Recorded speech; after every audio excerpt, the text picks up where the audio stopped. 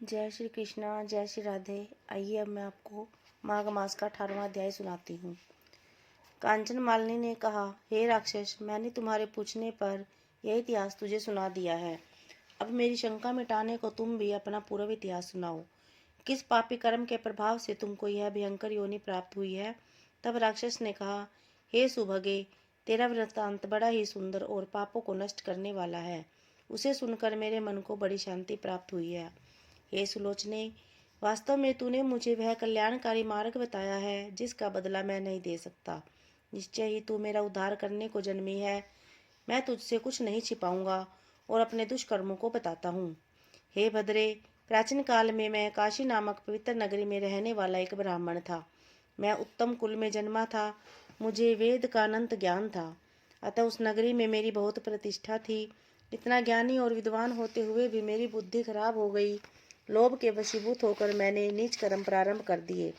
मैंने दुराचारी राजा, शूद्रों एवं वैश्यों के दुष्टादान लेने प्रारंभ कर दिए। अनेकों बार कुत्सित, निषिद्ध, गतिग्रह दान लेता रहा।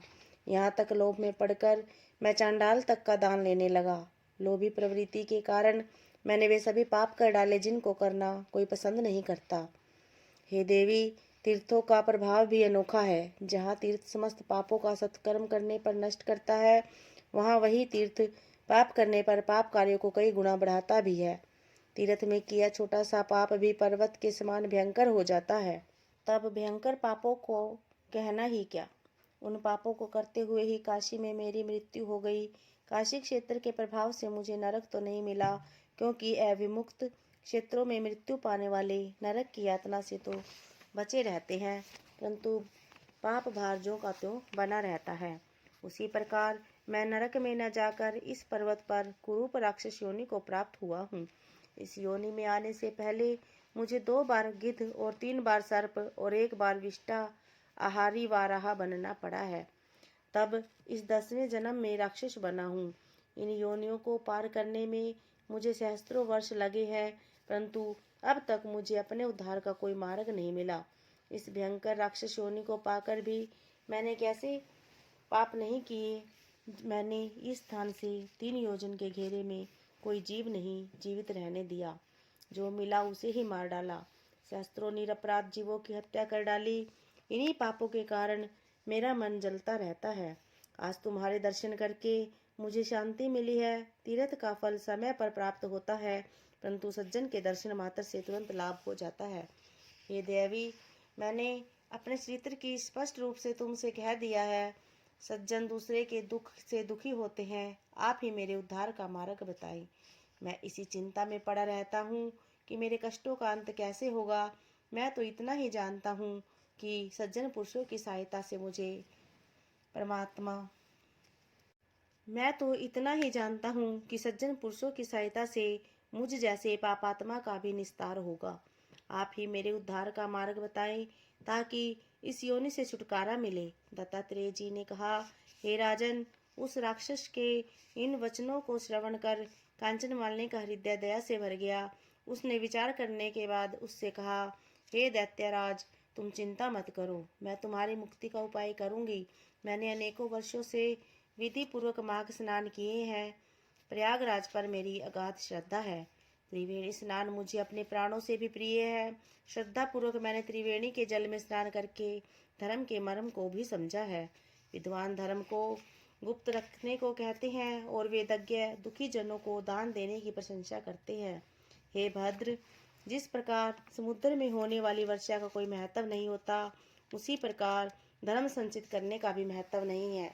यदि मेरे धर्म से तेरा उद्धार हो सकता है, तो मैं उसे सहर्ष देने को तैयार हूँ। इतना कहकर उस अप्सरा ने अपने गीले वस्त्र निचोड़कर अपने हाथों में वह जल लेकर अपने माघ स्नान का पुण्य उस बूढ़े राक्षस को दे दिया। हे राजन, माघ स्नान चमत्कारी प्रभाव को सुनो। कांचन मालिनी के पुण्य के प्रताप होते ही उस राक्षस ने देह त्याग दी। प्रसन्न मुख वह जब विमान पर चढ़ा तो समस्त दिशाएं ज्योतिमान हो उठी। उस समय वह आकाश में दूसरे सूर्य के समान प्रतीत हो रहा था। तब उसने कांचन मालिनी की प्रशंसा करते हुए कहा, हे भद्र, मेरे पापों का कोई प्रायश्चित था या नहीं, यह तो प्रभु ही समझ सकता है, परंतु आपने पुण्य प्रदान करके मेरी गति बना दी। अब कृपा करके मुझे नीति युक्त उपदेश प्रदान करे, ताकि मैं भविष्य में भी पापों से मुक्त रह सकूं। उसके इन वचनों को सुनकर कांचन मालिनी ने कहा, संसार में धर्म श्रेष्ठ है, अहिंसा श्रेष्ठ धर्म है। साधु संतों की सेवा, सज्जन समागम, कामदेव का हनन, पर निंदा का त्याग, सत्य भाषण और भगवान विष्णु और शंकर की आराधना प्राणी का कल्याण करने वाले हैं। माया ममता का त्याग कर संसार को नाशवान समझकर जीवन यापन करने वाले प्राणी योग में प्रीत लगाते हैं, उससे ही उनका कल्याण होता है। जो भी इन बातों का पालन करता है उसका ही जीवन सफल होता है। हे राक्षस, प्रभु प्रताप से तुमको दिव्य देह प्राप्त हुई है और तुम स्वर्ग को जा रहे हो।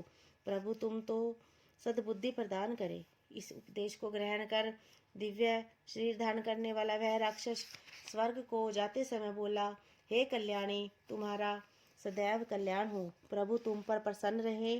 सूर्य और चंद्र का आकाश में जब तक तेज है तब तक तेरी कीर्ति अमर रहे। देवी पार्वती के चरणों में तेरी प्रीति अखंड रहे और भगवान शिव के परम पवित्र शिवलोक में तेरा स्थान बना रहे।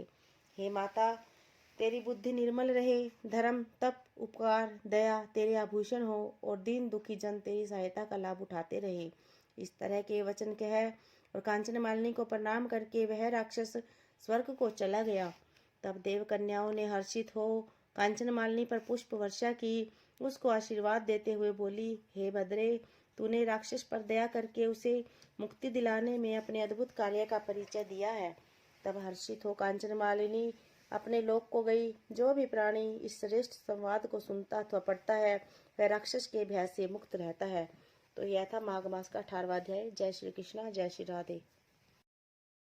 अगर आपको हमारी यह कहानी पसंद आई तो वीडियो को लाइक करें और ऐसी नई नई कहानियाँ सुनने के लिए हमारे चैनल को सब्सक्राइब करें। हरे कृष्णा, राधे राधे।